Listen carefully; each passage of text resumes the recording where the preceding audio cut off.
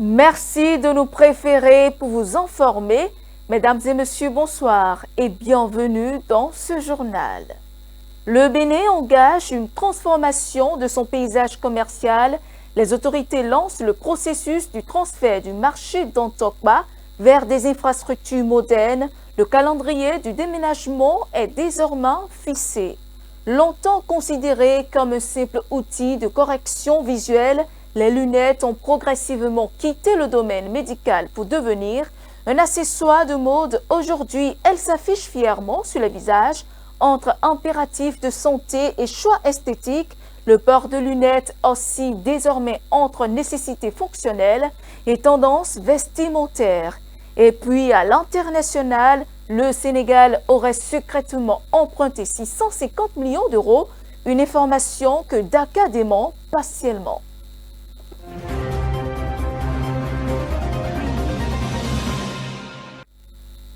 Mais avant le développement de ces titres, Chabiaï, ancien secrétaire aux relations extérieures du parti, les démocrates, a annoncé ce mardi son soutien à la candidature de Romuald Wadani à l'élection présidentielle du 12 avril prochain. L'information a été rendue publique dans une interview accordée à Jeune Afrique, marquant un ralliement inattendu dans le paysage politique béninois. Chabiaï explique son choix par une approche qu'il qualifie de pragmatique.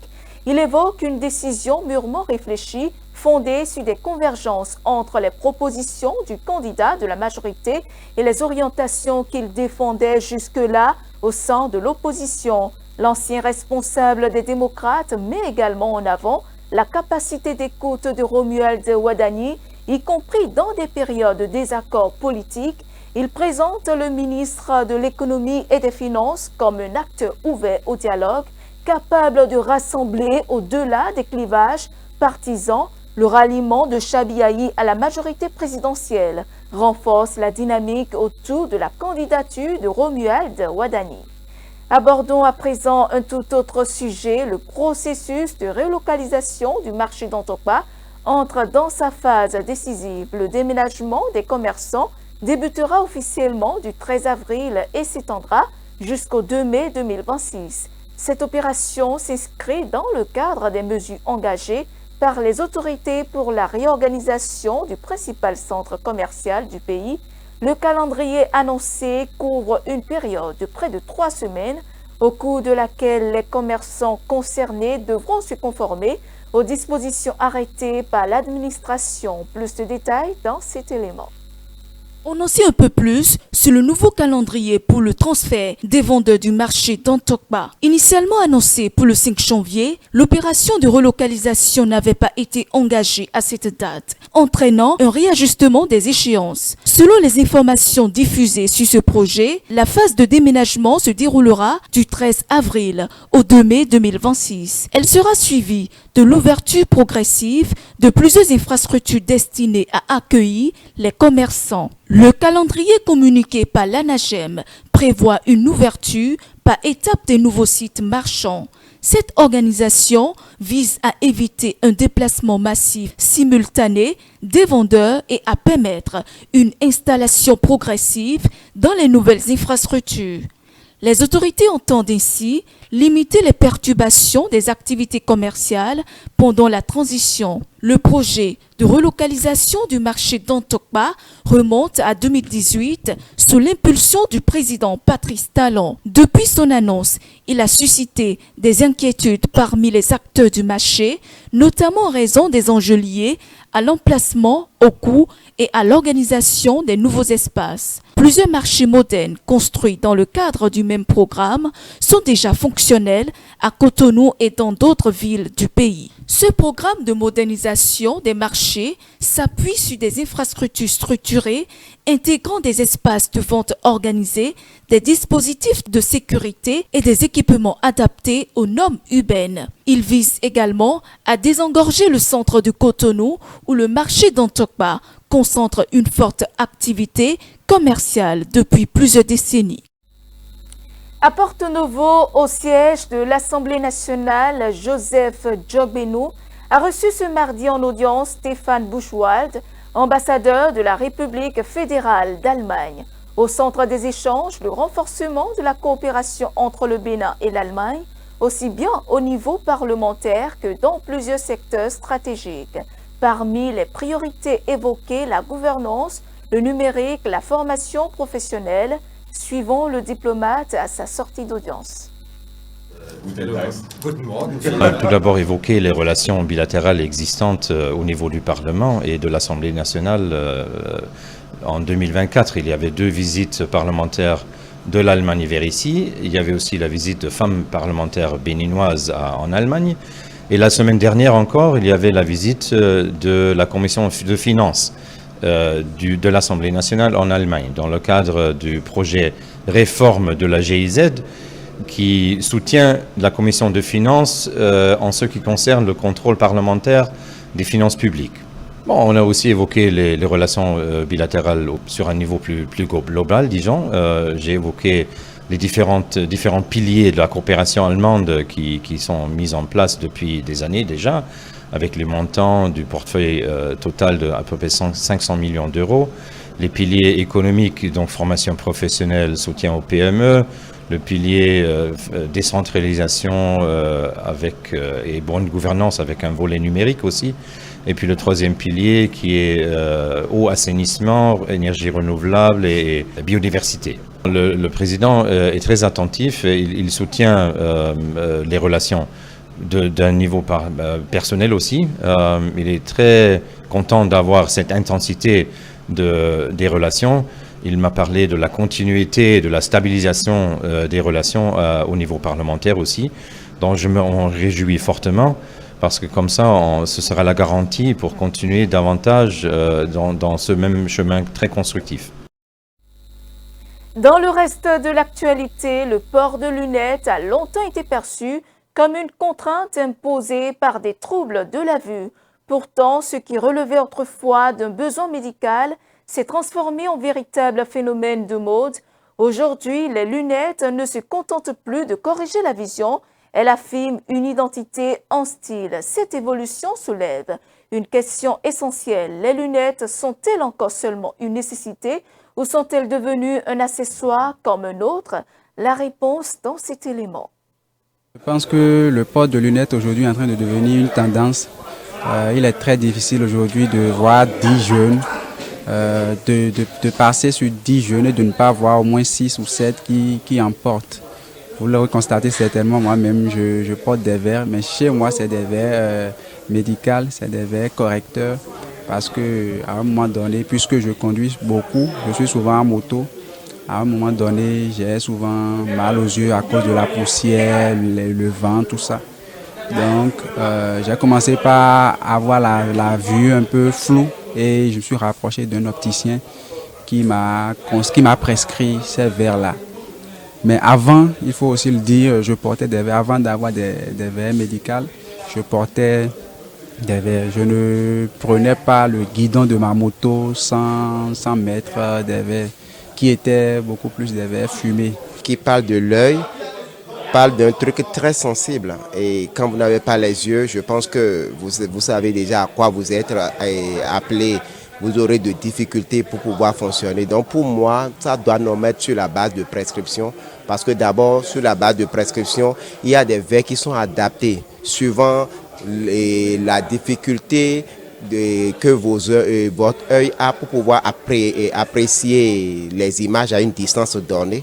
Donc lorsque vous ne vous adaptez pas à ce qui est prescrit et que vous prenez les verres ordinairement sur le terrain, ce qui revient à dire que vous ne ferez qu'empirer le mal si entre-temps il y avait un début de mal à votre niveau. Parce qu'à force de porter les lunettes juste pour rester dans la tendance ou juste à la mode, je pense beaucoup plus qu'on se crée de problèmes à soi-même, surtout beaucoup plus à ses yeux. On peut avoir des problèmes d'yeux à force de porter les lunettes juste pour la mode. Ou on voit aujourd'hui des gens qui portent des lunettes juste, on se dit qu'il y a un peu de poussière, on va porter des lunettes. Ou pour se faire un peu beau ou pour changer un peu de style, on va porter des lunettes.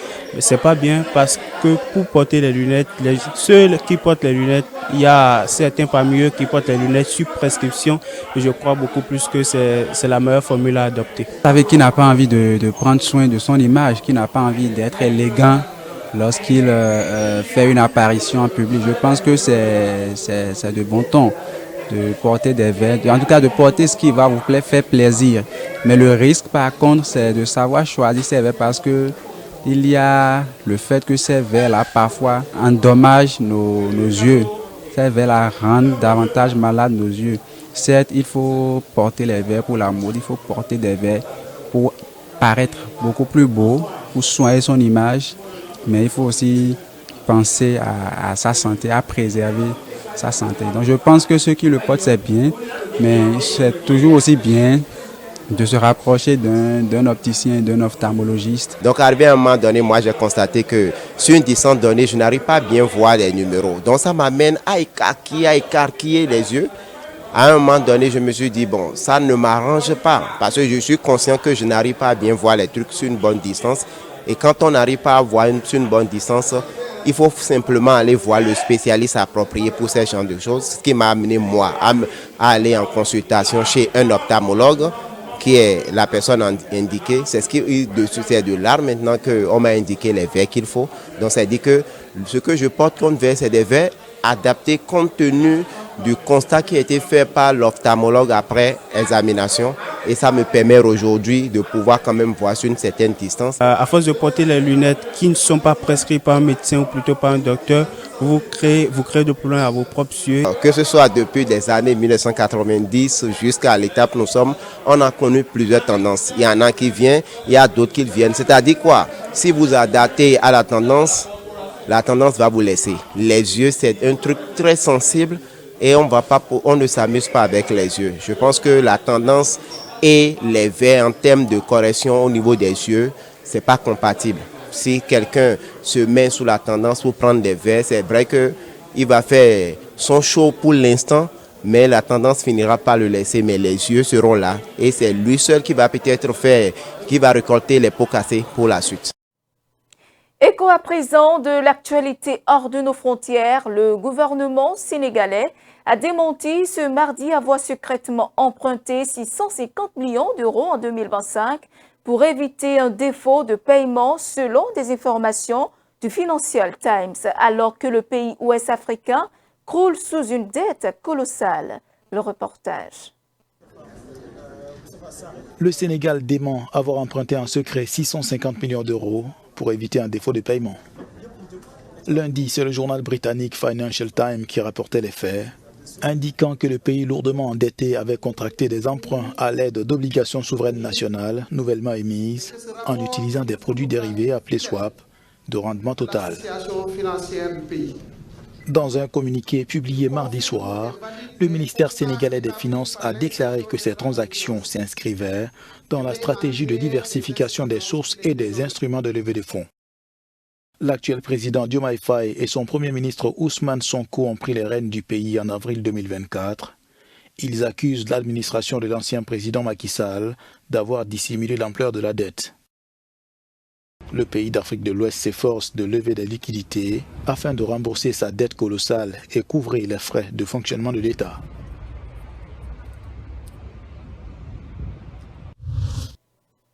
En visite officielle à Alger, la chef du gouvernement italien, Giorgia Meloni, s'est entretenue avec le président algérien Abdelmadjid Tebboune.